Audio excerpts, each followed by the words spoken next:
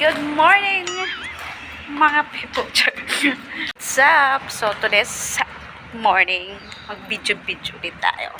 Kasi pupunta ako sa supermarket, so wet market. Bibili ako ng flour because today is Chinese New Year. Ngayon pala. 28 today, so 29 is a Chinese New Year.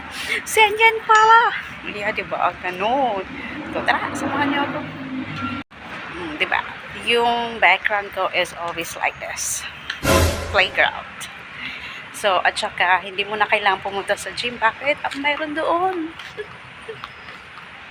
Alam nyo ba, dito sa Singapore, maraming bike. Buti walang nagnanakaw niyan. Hindi lang yan dyan ha. Andun pa yan sa kabila.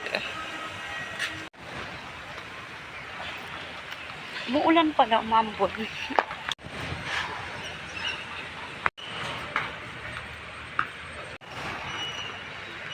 Ito na yung wet market.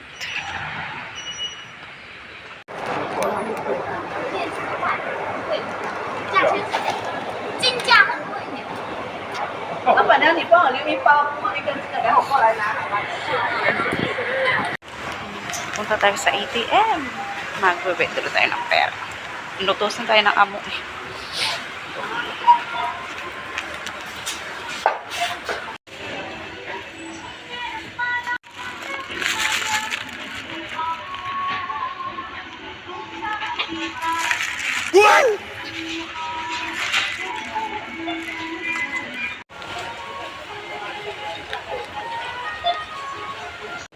So, dito, pag may sipon ka, may ubo ka, masakit ang ulo mo, Panadol lang, paracetamol lang.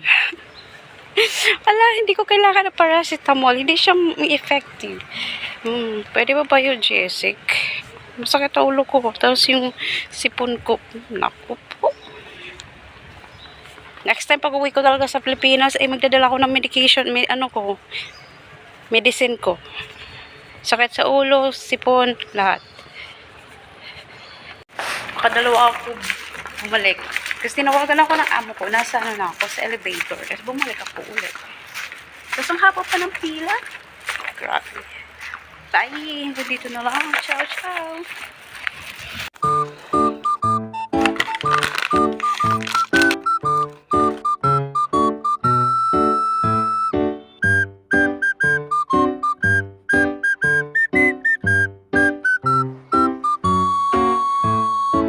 Yung excited na yung amo mo sa Chinese New Year. Dahil yung mga kapatid niya pupunta dito sa bahay. At syempre ako, excited din ako sa ampaw na ibibigay. So kamalas na lang. Ngayon pa kami nagkasakit parehas.